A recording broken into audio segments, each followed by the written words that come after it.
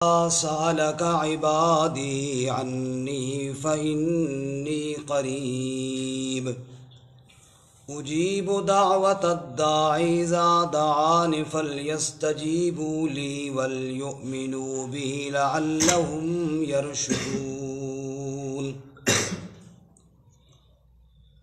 وإذا سألك عبادي عني فإني قريب، اور جب سوال کریں آپ سے میرے بندے میرے بارے میں، پس بے شک میں قریب ہوں۔ اجیب دعوت الداعی اذا دعان، قبول کرتا ہوں پکارنے والے کی پکار کو جب بھی وہ بلائے۔ فلیستجیبوا لی ولیؤمنوا بی، پس چاہیے کہ وہ بھی حکم مانیں میرے لیے اور ایمان لائیں میرے ساتھ۔ لعلہم یرشدون، تاکہ وہ رشد و ہدایت پالیں۔ سبحان ربک رب العزت عما یصفون وسلام علی المرسلین والحمد للہ رب العالمین۔ اللہم صل علی محمد وعلی آل محمد كما صليت على إبراهيم وعلى آل إبراهيم إنك حميد مجيد۔ اللهم بارك على محمد وعلى آل محمد كما باركت على إبراهيم وعلى آل إبراهيم إنك حميد مجيد۔ معزز سامعین، دوستوں اور بزرگوں اور بھائیوں، رمضان المبارک کی بالکل آمد ہے اور چند دن باقی ہیں۔ دعا فرمائیں اللہ تعالی ہم سب کو رمضان کی رحمتیں اور برکتیں نصیب فرمائیں۔ ایک تو رمضان کی تیاری اس حوالے سے ہے، مسلمان رمضان سے پہلے اپنی سحری کا انتظام یا افطاری کا سامان وہ خریدتے ہیں تاکہ رمضان میں مشکل نہ آئے۔ یقیناً اس پر بھی اللہ تعالیٰ اجر عطا فرمائیں گے، یہ بھی ایک نیکی کا کام ہے۔ لیکن اس کے ساتھ ساتھ جو اصل تیاری ہے وہ نیک اعمال کے لیے کوشش کرنا ہے۔ حدیث مبارکہ میں آتا ہے جناب رسول اللہ صلی اللہ علیہ وسلم جب رجب کا چاند نظر آتا، یعنی جو اس سے پچھلا مہینہ گزرا ہے، اس وقت سے ہی آپ رمضان کا تذکرہ شروع فرما دیا کرتے تھے۔ اور پھر جب یہ شعبان کا مہینہ جو ابھی جا رہا ہے، اس مہینے میں تو آپ صلی اللہ علیہ وسلم کثرت کے ساتھ رمضان کا یوں تذکرہ کرتے جیسے ابھی کوئی خاص مہمان آنے والا ہو، اور جس کا شدت کے ساتھ انتظار ہو انسان کو، اور انسان بار بار اس کو یاد کرتا ہے کہ یار فلاں آنے والا ہے، فلاں آنے والا ہے۔ ایسے اللہ کے نبی صلی اللہ علیہ وسلم اکثر شعبان میں رمضان کا تذکرہ فرمایا کرتے تھے، اور ذہنی طور پر گویا کہ تیاری فرماتے تھے اور لوگوں کو بھی تیار کیا کرتے تھے۔ یہی وجہ ہے کہ ام المومنین حضرت سیدہ عائشہ صدیقہ رضی اللہ تعالی عنہ بیان کرتی ہیں کہ رسول اللہ صلی اللہ علیہ وسلم شعبان کے مہینے میں کثرت کے ساتھ روزے رکھا کرتے تھے، اور مسلسل آپ حتیٰ کہ رمضان سے جب چند دن پہلے آپ پھر وہ روزے چھوڑ دیتے تھے اور پھر رمضان کے انتظار میں بیٹھ جایا کرتے تھے۔ تو ہمیں بھی چاہیے ہم رمضان کی تیاری کثرت کے ساتھ کریں۔ اس سلسلے میں ہمیں کیا کرنا چاہیے؟ علماء فرماتے ہیں سب سے پہلی بات تو یہ کرنی چاہیے کہ یہ ذہن میں رہے کہ شاید یہ میری زندگی کا آخری رمضان ہو۔ پچھلے رمضان میں کئی لوگ ایسے ہوں گے جو آج اس رمضان میں موجود نہیں ہوں گے۔ نہ معلوم ہم میں سے شاید ابھی تو رمضان بھی دور ہے، چند دن باقی ہیں، پتہ نہیں ہمیں یہ رمضان بھی نصیب ہوتا ہے یا نہیں ہوتا، اور اس سے اگلا رمضان تو پتہ نہیں کس کو، قسمت والے کو نصیب ہوگا۔ اور یہ رمضان المبارک کا یہ وہ مبارک مہینہ ہے کہ جو نیک اعمال کرنے کا مہینہ ہے، خاص سیزن جس کو ہم کہتے ہیں۔ اللہ معاف فرمائے، ہمارے اکثر دکاندار بیٹھے ہیں، ناراض نہ ہونا، کہ ہمارے دکاندار بھائی بھی کہتے ہیں کہ یہ خاص سیزن ہے، یعنی نوٹ کمانے کا سیزن ہے، حالانکہ اس سے زیادہ نیکیاں کمانے کا یہ سیزن ہے، اللہ تعالیٰ کو راضی کرنے کا یہ سیزن ہے۔ اللہ ہمیں توفیق عطا فرمائے۔ اب اس مہینے میں ہمیں کیا سوچنا ہے اور کیا کرنا ہے؟ ایک تو یہ مہینہ خیر خواہی کا مہینہ ہے، انسان کو بھوک لگتی ہے، پیاس لگتی ہے، تو اس سے یہ احساس پیدا ہوتا ہے ان لوگوں کا کہ جن کو روزانہ بھوک لگتی ہے اور جن کے پاس کھانے کے لیے کچھ نہیں ہوتا۔ تو اس مہینے میں بھوک کے ساتھ اللہ تعالیٰ یہ احساس پیدا فرماتے ہیں کہ لوگوں تمہارے اندر احساس ہونا چاہیے، اللہ کی وہ مخلوق جو بھوکی پیاسی ہے ان کی خدمت کا جذبہ تمہارے اندر ہونا چاہیے۔ اور بندے کو خود کبھی بھوک ہی نہ لگے تو احساس نہیں ہوتا۔ کہتے ہیں کسی علاقے میں کوئی بادشاہ تھا جو لوگوں کا خاص خیال نہیں رکھتا تھا، تو لوگ بھوک کی وجہ سے باہر نکلے احتجاج کر رہے تھے، تو بادشاہ کی بیٹی نے پوچھا ابو یہ لوگ کیوں شور کر رہے ہیں؟ کہا بیٹی ان کو روٹی نہیں ملتی اس لیے شور کر رہے ہیں۔ تو اس نے کہا بے وقوف، خواہ مخواہ روٹی کے لیے اتنا شور ڈال رہے ہیں، روٹی نہیں ملتی تو چاول پکا لیا کریں۔ اس نے کہا یہ تجھے تو پتہ نہیں ہے نا کہ بادشاہ کے گھر میں روٹی بھی ہے اور چاول بھی اور پتہ نہیں کیا کتنے کھانے ہیں، ان کو چاول بھی نہیں ملتے۔ تو احساس بندے کو تب ہوتا ہے جب خود بھوک برداشت کی ہوئی ہو۔ جس نے کبھی بھوک دیکھی نہیں ہو، 6 قسم کے کھانے روزانہ پڑے ہوں، تو وہ کہتا ہے چلو یہ نہ صحیح تو وہ صحیح، شور کرنے کی کیا ضرورت ہے؟ اس لیے اللہ تعالیٰ نے رمضان میں بھوکا رکھا، پیاسا رکھا، تاکہ انسان کو اس مخلوق، اللہ کی مخلوق پر ترس آئے کہ جو بھوکی اور پیاسی رہتی ہے۔ اللہ ہمیں توفیق عطا فرمائے۔ تو خیر خواہی کا جذبہ ہونا چاہیے، دوسروں کا خیال رکھنا چاہیے، اور جب جہنمی جہنم میں جائیں گے نا، اللہ تعالیٰ ہماری حفاظت فرمائے، ان سے جب پوچھا جائے گا کہ تمہارا جرم کیا ہے، تو وہ اپنے جرائم میں ایک جرم یہ بھی بتائیں گے کہ ہم مسکینوں کو کھانا نہیں کھلاتے تھے۔ ایسی جو نماز میں سستی ہوتی ہے یہ بھی جہنم میں لے جانے والا عمل ہے۔ اب رمضان المبارک میں ہم نے نماز کا اہتمام کرنا، اور آج سے شروع کرنا ہے، ابھی سے اپنے اوقات پہ بالکل دھیان ہو نماز کے وقت پہ۔ بھائی بعض دفعہ انسان پڑھ بھی لیتا ہے لیکن جماعت سے رہ جاتی ہے، تو یہ ابھی سے ہم نے ترتیب بنانی ہے۔ سورۃ المدثر میں اللہ فرماتے ہیں کہ جہنمیوں سے پوچھا جائے گا کہ تم دوزخ میں کیوں آئے ہو، تو وہ کیا فرمائیں گے؟ قرآن بیان کرتا ہے ما سلککم فی سقر قالوا لم نک من المصلین ولم نک نطعم المسکین وَكُنَّا نَخُوضُ مَعَ الْخَائِضِينَ وَكُنَّا نُكَذِّبُ بِيَوْمِ الدِّينِ۔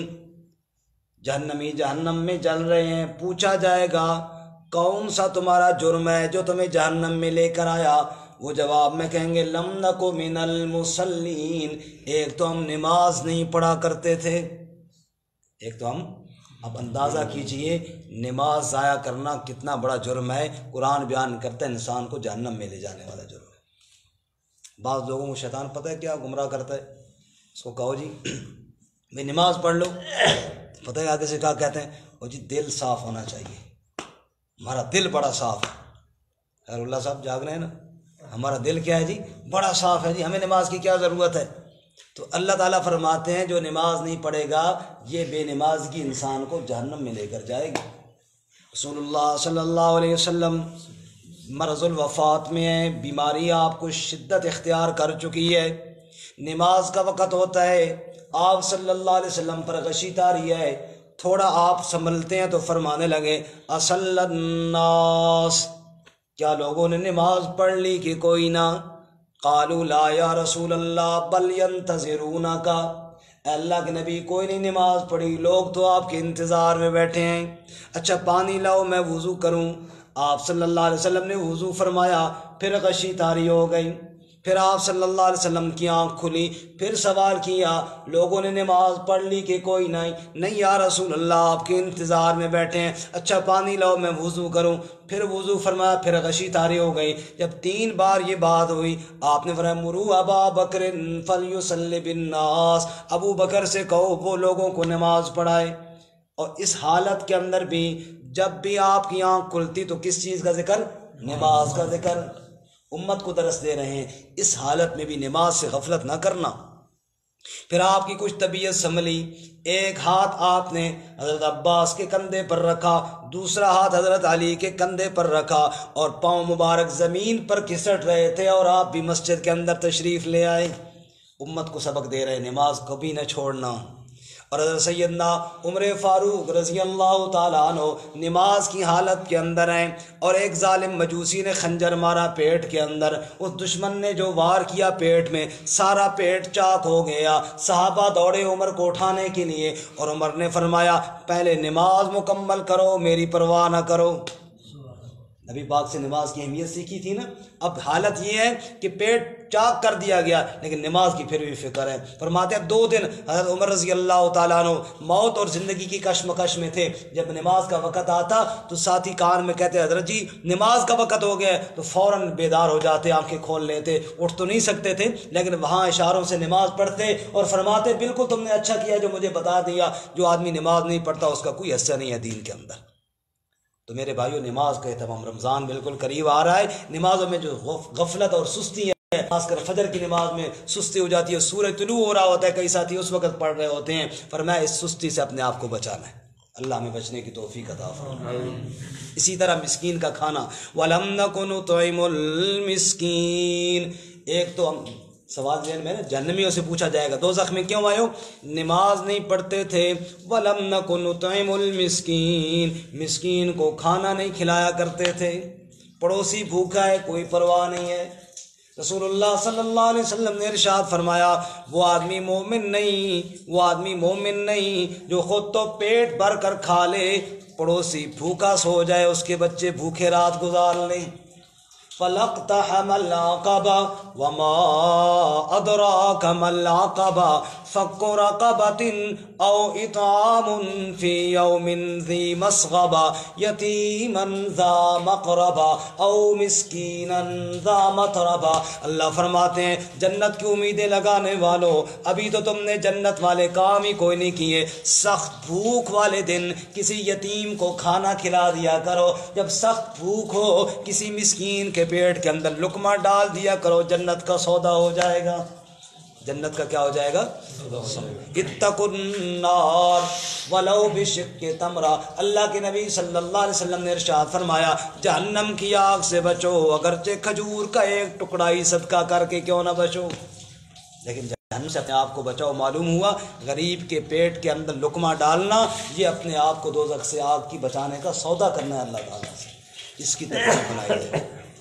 رمضان میں بعض تو وہ بھکاری ہوتے ہیں نا جو بھیک مانگ لیتے ہیں، اور بعض خوددار لوگ ہوتے ہیں بھوکے مر جاتے ہیں، کسی کے سامنے ہاتھ نہیں پھیلاتے، ایسے لوگوں کو تلاش کر کے ان کے گھر کے اندر کھانا پہنچانا، ان کے گھر کے اندر سحری کا انتظام پہنچانا، ان کے گھر کے اندر افطاری کے لیے سامان پہنچانا، یوں سمجھو کہ اللہ کے ساتھ جنت کا سودا کر لیا۔ اللہ ہمیں توفیق عطا فرمائے۔ اسی طرح جناب دنیا میں ہماری محفلیں لگتی ہیں بیہودگا، کئی جگہ پہ گانا بجانا ہو رہا ہے، اور جناب غیبت تو ہر محفل میں ہو رہی ہے، کیا اس میں دیندار اور کیا دنیا دار، کیا اس میں مولوی اور کیا غیر مولوی، سب کی یہی حالت ہے، جہاں 4 بندے بیٹھیں گے اگلے کی غیبت شروع ہو جائے گی، اور اللہ تعالیٰ اس سے محفوظ فرمائے۔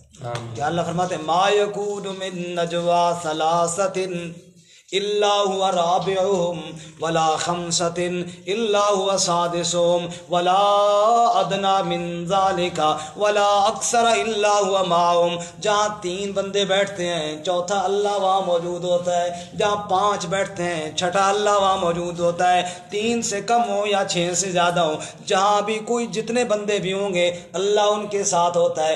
گفتگو کرتے ہوئے باتیں کرتے ہوئے دھیان کیا کرو اللہ بھی ساتھ سن رہا ہے۔ وَإِنَّ عَلَيْكُمْ لَحَافِظِينَ كِرَامًا كَاتِبِينَ يَعْلَمُونَ مَا تَفْعَلُونَ، اللہ نے تمہارے اوپر محافظ نگران مقرر کیے ہیں، جو تم بات کرتے ہو وہ لکھ لیتے ہیں۔ مَا يَلْفِظُ مِن قَوْلٍ إِلَّا لَدَيْهِ رَقِيبٌ عَتِيدٌ، جو بھی بات تمہارے منہ سے نکلتی ہے نگران اس کو محفوظ کر رہے ہیں۔ زبان کا بول یہ سوچ کر نکالو، ایسا بول نہ بولو جو دوسرے کی دل آزاری کا باعث بنے۔ رسول اللہ صلی اللہ علیہ وسلم نے ارشاد فرمایا جو مجھے 2 چیزوں کی ضمانت دے، ایک جو اس کے 2 جبڑوں کے درمیان میں ہے یعنی زبان کی، دوسرا جو اس کی 2 ٹانگوں کے درمیان میں ہے یعنی شرمگاہ کی، کہ زبان کو غلط استعمال نہیں کریں گے اور شرمگاہ کو غلط استعمال نہیں کریں گے، اضمن لہ الجنہ، آپ فرماتے ہیں میں اس کے لیے جنت کی ضمانت دیتا ہوں۔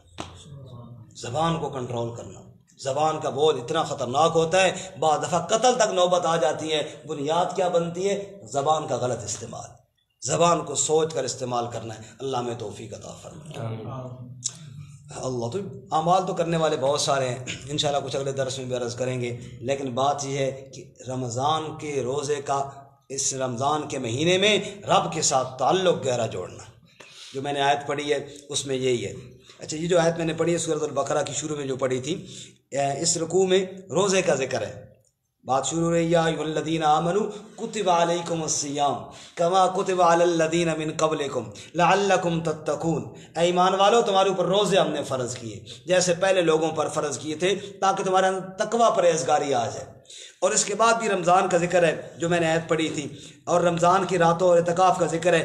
بیچ میں اللہ فرماتے ہیں وَإِذَا سَأَلَكَ عِبَادِي عَنِّي فَإِنِّي قَرِيب، اے میرے محبوب اگر میرے بندے تجھ سے میرے بارے میں پوچھیں تو ان کو بتاؤ میں تو ان کے قریب رہتا ہوں۔ سبحان اللہ، میں ان کے قریب رہتا ہوں۔ اور کتنا قریب ہے؟ دوسری جگہ فرماتے ہیں نحن اقرب الیہ من حبل الورید، میں شاہ رگ سے بھی زیادہ قریب رہتا ہوں۔ اچھا یا اللہ مجھے کیسے پتہ چلے گا کہ یا اللہ تو ہمارے قریب ہے؟ ہمیں کیسے پتہ چلے گا؟ اللہ فرماتے ہیں اجیب دعوت الداعی اذا دعان، میں جب بھی تم پکارو گے تمہاری پکار کا جواب دوں گا، تمہاری پکاروں کا جواب دیتا ہوں۔ پکار کر کے دیکھو، فریاد کر کے دیکھو، میں اللہ تمہاری ساری ضرورتیں پوری کر دوں گا۔ تو رمضان کے اندر خصوصاً، باقی ہر دن میں عموماً اللہ کی پکار کر کے اللہ کے ساتھ ایک تعلق بنانا ہے۔ اچھا، اس سلسلے میں ایک چھوٹی سی بات یہ بھی عرض کروں، انشاءاللہ بات ختم کرتا ہوں جلدی، کہ جب اللہ تعالیٰ نے انسان کو بنانے کا ارادہ فرمایا تھا نا، ہمارے بابا حضرت سیدنا آدم علیہ السلام، تو اللہ تعالیٰ نے فرشتوں کے سامنے تذکرہ کیا کہ انی جاعل فی الارض خلیفہ، میں زمین میں ایک مخلوق بنانے والا ہوں جو مٹی سے بناؤں گا۔ تو فرشتوں نے جواب میں کہا تھا یا اللہ کیا ضرورت ہے، اتجعل فیہا من یفسد فیہا، وہ فساد کریں گے، لڑیں گے آپس میں، یا اللہ ہم جو تیری تسبیح کے لیے ہر وقت موجود ہیں، نحن نسبح بحمدک ونقدس لک، اے اللہ ہم ہر وقت تیری تسبیح بیان کر رہے ہیں، اے اللہ ہمارے ہوتے ہوئے انسان کے بنانے کی کیا ضرورت ہے؟ تو سننا، اللہ تعالیٰ نے جواب میں فرمایا تھا انی عالم ما لا تعلمون، جو میں جانتا ہوں وہ تم نہیں جانتے، جو میں جانتا ہوں وہ تم۔ خیر اللہ صاحب آج نیند زیادہ آ رہی ہے میرے، اچھا ویسے آنکھیں بند کر رہے ہو؟ بس بات ختم کر رہا ہوں جی۔ خیر اللہ صاحب کہہ رہے جو میں جانتا ہوں وہ تم نہیں جانتے، کیونکہ میں سارا دن منڈی میں گیا ہوں، بڑا محنت کی ہے، تو جو میں تھکا ہوں وہ تم نہیں تھکے۔ تو اللہ تعالیٰ کہ فرشتوں نے جب یہ کہا نحن نسبح بحمدک ونقدس لک، کہ یا اللہ ہم تیری تسبیح بیان کر رہے ہیں، کیا ضرورت ہے فرشتوں کے انسان کے بنانے کی؟ تو اللہ تعالیٰ نے جواب میں کیا فرمایا تھا انی عالم ما لا تعلم، جو میں جانتا ہوں وہ تم نہیں جانتے۔ اب اس بات کو ذرا سمجھنا، فرشتے ہر وقت اللہ کی تسبیح بیان کرتے ہیں، کر رہے ہیں، کرتے رہیں گے۔ سبوح قدوس، رسول اللہ صلی اللہ علیہ وسلم نے فرمایا ایک بالشت کے برابر بھی جگہ خالی کوئی نہیں ہے جہاں فرشتے جبین رکھ کر اس کی تسبیح نہ بیان کر رہے ہیں، فرشتے تسبیح بیان کر رہے ہیں۔ پھر انسان کو کیوں بنایا گیا؟ اللہ نے وہاں تو یہ فرمایا جو میں جانتا ہوں تم نہیں جانتے۔ دیکھو جی، اللہ مالک الملک ہے، بادشاہوں کا بادشاہ ہے، اور بادشاہ کی بادشاہ تب پھبتی ہے جب اس کے سامنے کوئی بھیک مانگنے والا ہو، کوئی سوال کرنے والا ہو، اپنے مسائل بیان کرنے والا ہو۔ جب اس سے کوئی مسائل ہی نہ پوچھے، اس کے جناب کوئی سامنے فریاد ہی نہ جائے، تو ٹھیک ہے بادشاہ تو بادشاہ ہے، لیکن اس کی بادشاہت ججتی اور سجتی تب ہے جب اس کے سامنے مانگنے والے آئیں اور وہ سب کی فریادیں پوری کر رہا ہو۔ اللہ فرماتے ہیں فرشتے میری تسبیح تو بیان کر رہے تھے، نہ فرشتوں نے کھانا، نہ فرشتوں نے پینا، نہ فرشتوں کو اولاد کی ضرورت، نہ فرشتے بیمار ہوتے ہیں کہ صحت کے لیے مانگیں۔ انسان کو اس لیے بنایا ہے یہ بھوکا بھی ہوگا مجھ سے کھانا مانگے گا میں اس کو کھانا عطا کروں گا، یہ پیاسا ہوگا مجھ سے پانی مانگے گا میں اس کو پانی عطا کروں گا، اس سے کبھی کبھی گناہ ہو جائیں گے مجھ سے توبہ کرے گا میں اس کو معاف کروں گا، یہ کبھی کبھی بیمار ہو جائے گا مجھ سے صحت مانگے گا میں اس کو کو صحت عطا کروں گا۔ دیکھتے نہیں ہو آدم علیہ السلام نے کہا تھا ربنا ظلمنا انفسنا وان لم تغفر لنا، اللہ یا اللہ تو نے کہا تھا نا اس درخت کے قریب نہ جانا، میں چلا گیا ہوں، یا اللہ مجھے معاف فرما دے۔ فرشتوں نے تو کبھی اللہ سے معافی مانگی نہیں تھی کیونکہ ایسی غلطی ہوئی نہیں تھی ان سے۔ بات سمجھ میں آ رہی؟ حضرت موسیٰ علیہ السلام دعا مانگتے ہیں رب انی لما انزلت الی من خیر فقیر، اے اللہ بھوک لگی ہے اور فقیر تیرے سامنے فریاد کر رہا ہے۔ اب فرشتوں نے تو کبھی کھانے کے لیے اللہ سے مانگا نہیں تھا، اللہ نے فرمایا تم تسبیح تو کرتے تھے، تم نے مجھ سے کھانا تو نہیں مانگا تھا نا آج تک، دیکھو میرا بندہ مجھ سے کھانا مانگ رہا ہے، دیکھو میرا بندہ مجھ سے کیا مانگ رہا ہے؟ کھانا مانگ رہا ہے۔ ہمارے بھی مسائل ہیں معاشی طور پر، او جی غربت ہے، او جی فلاں مجبوری ہے، یہ مسئلہ ہے وہ مسئلہ ہے، پریشانی ہے نا، بجائے اس کے کہ ہم حکومت کو کوسے وہ فلانے نے یہ کیا جی، فلانا کھا گیا جی، فلانا ٹھیک ہے جو کھا گیا وہ خود جواب دے گا، ہم کیوں نہ اپنے رب کے سامنے فریاد کریں۔ اللہ خوش ہو کہ میرا بندہ اس کی ضرورت ہے، اس کی حاجت ہے اور یہ مجھ سے مانگ رہا ہے، اور اللہ خوش ہو کہ میری حاجت پوری کر دیں، جو کھا گیا وہ جواب دے، میری حاجت تو پوری ہو۔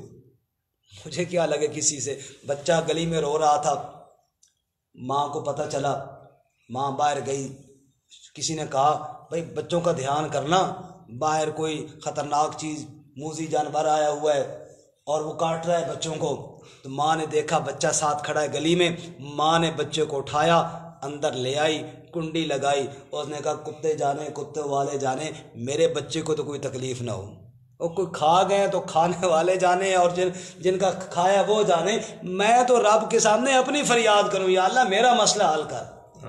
بات سمجھ میں آئی؟ ہماری دیکھیں نا محفلیں لگی ہوتی ہیں، دوسروں کو کوس کہ فلانے نے یہ کیا فلانے نے یہ کیا، دیکھو جب 6 گھنٹے یہاں پہ تقریر کریں حکومت کے خلاف، میں بیٹھ جاؤں کہ وہ فلانا کھا گیا خزانہ، فلانے نے یہ کیا ہے، بتاؤ میرے گھر کے اندر تب ہی آئے گا کہ میں مزدوری کروں گا تو ان کے خلاف بولنے سے میرے گھر میں تو شام کو روٹی نہیں آ جائے گی نا، اس لیے میں اپنی مزدوری کروں رزق حلال کے لیے اور رب کے سامنے فریاد کروں، یا اللہ کوشش میں کر رہا ہوں، رزق تو نہیں دینا ہے، رازق تو ہی ہے۔ تو اللہ کیا فرماتے ہیں اجیب دعوت الداعی اذا دعان، جب تو یوں میرے سامنے فریاد کرے گا نا تو میں تیری دعاؤں کو قبول کروں گا، تو وعدہ ہو گیا تیرے ساتھ۔ اسی طرح ایوب علیہ السلام بیمار ہوئی تو اللہ سے دعا مانگی نا، تو ہم بھی بیمار ہوتے ہیں، بچے بیمار ہوتے ہیں، گھر والے بیمار ہوتے ہیں، اللہ تعالیٰ سے ایک تعلق ہو، یا اللہ فلانی چیز چاہیے، میں تجھ سے نہیں مانگوں گا تو کس سے مانگوں گا؟ مالی سوا فقری الیک وسیلۃ فبالافتقار الیک فقری ادفع، مالی سوا قرعی لبابک حیلۃ فلئن رددت فای باب اقرع، یا اللہ تیرے دربار پہ آ کے نہیں مانگوں گا تو کس سے مانگوں گا؟ تو نہیں دے گا تو یا اللہ کون دے گا؟ صحت بھی یا اللہ تیرے پاس ہے، رزق بھی یا اللہ تیرے پاس ہے، اے اللہ میں تیرا بندہ ہوں، تیرے سامنے فریاد کر رہا ہوں، یا اللہ میری فلانی حاجت پوری کر دے۔ رب سے باتیں کرنا سیکھیے، رب کے سامنے اپنی حاجت بیان کرنا سیکھیے، اور اس کی پریکٹس کیجیے۔ خدا کی قسم ہر ایک کے سامنے ہاتھ پھیلاتے ہوئے شرم آئے گی، رب کا وہ دربار ہے جہاں ہاتھ پھیلاتے ہوئے فخر محسوس ہوتا ہے۔ جی آپ کتنے تعلق والے کیوں نہ ہوں، لیکن میں نے اگر 100 روپے بھی ادھارا لینا ہوگا نا بھائی سے، حالانکہ مجھے پتہ ہے کہ یہ خوشی سے بھی دے گا، لیکن پھر بھی شرم تو آئے گا یار اس سے میں 100 روپے مانگوں، لیکن رب کے سامنے ہاتھ پھیلاؤں گا تو کوئی شرم نہیں ہے، جتنا بھی مانگوں گا اتنا ہی دن ہوگا، اپنے مالک سے مانگ رہا ہوں۔ ایک آخری بات سناتا ہوں، بات ختم کرتا ہوں۔ ایک مانگنے والا گیا وقت کے خلیفہ اور بادشاہ کے پاس، پتہ چلا کہ وہ خلیفہ صاحب تو مسجد کی طرف گئے، وہ بھی پیچھے چلا گیا کہ چلو فارغ ہوں گے تو میں مانگوں گا، جو حاجت ہے بیان کروں گا۔ وہاں دیکھا کہ فقیر تو پیچھے کھڑا رہ گیا، بادشاہ سلامت نے دونوں ہاتھ اٹھائے ہوئے اور رو رہا ہے رب کے سامنے اور کہتے ہیں یا اللہ دنیا والے مجھے بادشاہ سمجھتے ہیں لیکن تیرا تو میں فقیر ہوں نا، یا اللہ تیرا تو میں کیا ہوں؟ فقیر ہوں، یا اللہ میری حاجت پوری فرما دے۔ فرماتے ہیں وہ جو فقیر اس کے پاس مانگنے آیا تھا نا، وہ وہیں سے واپس پلٹا اور اسے کہا گیا وہ اللہ کے بندے مانگ لے، ٹھہر جا، ابھی بادشاہ سلامت فارغ ہوتے تو اپنی حاجت بیان کرنا۔ اس نے کہا نہیں، اب بادشاہ سے میری حاجت رہی کوئی نہیں ہے، میں تو خواہ مخواہ مخلوق کے پیچھے دوڑ رہا تھا، اور جس کے سامنے یہ بھی فقیر بن کے بیٹھا ہے میں اس کے سامنے کیوں نہ مانگوں؟ یہ بھی مانگے گا، اس سے مانگے گا نا، تو میں اپنی حاجت اس کے سامنے کیوں نہ بیان کروں؟ یہی بات اللہ سمجھاتے ہیں، فَلْيَسْتَجِيبُوا لِي وَلْيُؤْمِنُوا بِي۔ افطاری کا ٹائم جب ہوگا اور کھانے سامنے پڑے ہوں گے تو بندے کا تعلق رب کے ساتھ ہوگا نا۔ رسول اللہ صلی اللہ علیہ وسلم نے کیا فرمایا؟ ذَهَبَ الظَّمُّ وَابْتَلَّتِ الْعُرُوقُ وَثَبَتَ الْأَجْرُ انشاءاللہ۔ پانی پیا آپ نے افطاری کے ٹائم، فرمایا لوگوں رگیں تر ہو گئیں، پیاس بجھ گئی اور اجر ثابت ہو گیا انشاءاللہ۔ تو یہ جذبے ہونے چاہیے عبادت کے اندر نا۔ جب تک محبت کا جذبہ نہ ہو نا، وہ عبادت جو ہے مزہ نہیں کرتی۔ میں اس دن اپنے ساتھیوں کو سنا رہا تھا، وہ سجدے والی آیت کی تلاوت میں نے کی نا، منظر پڑھ رہا تھا، ایک نابینے بزرگ بیٹھے تھے تو مجھے کہنے لگے، میں نے کہا بابا جی سجدہ کرنا ہے آپ نے، تو ان کو بڑا غصہ آیا نا، کہنے لگے او مولوی صاحب اللہ دے بندیا، تو خدا دا خوف کر، یہ سجدے والی آیت آہستہ نہیں پڑھ سکتا تھا؟ میں نے کہا جی غلطی ہو گئی، اب یہ ہے کہ ایک سجدہ کریں۔ کہتے یار کمال ہے بھائی، اللہ کے بندے اس کو آہستہ پڑھ لینا تھا۔ تو میں نے کہا میں معذرت کرتا ہوں اونچا پڑھنے کی، لیکن آپ یہ بتائیں کہ سجدہ کس کو کرنا ہے؟ اللہ کو۔ اس میں اتنی ٹینشن والی کون سی بات ہے؟ جب میں نے یہ کہا تو آپ کہنے لگے واقعی یار بات تیری بھی ٹھیک ہے، خام خواہ میں بگڑ گیا، اللہ کو ایک سجدہ ہی کرنا ہے، اس میں غصہ ہونے والی کیا بات ہے، ٹینشن والی کیا بات ہے؟ ایک سجدہ بندہ کر لینا اللہ تعالیٰ کو۔